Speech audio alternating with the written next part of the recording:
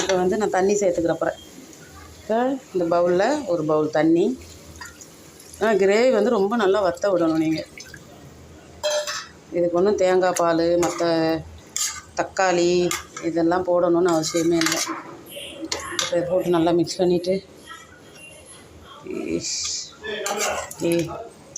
எண்ணெய் எவ்வளோ சேர்க்குறோமோ அவ்வளோ நல்லாயிருக்கும். உங்களுக்கு எண்ணெய் நிறையா வேணான்னா கம்மியாக சேர்த்துக்கலாம்.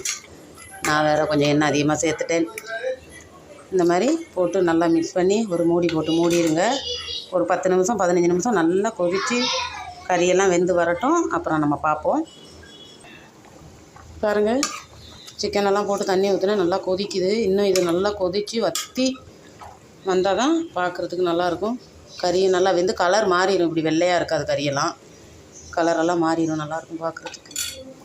இன்னும் கொதிக்கணும், நல்லா வற்றட்டும். மூடி போட்டு மூடி வச்சுருவோம்.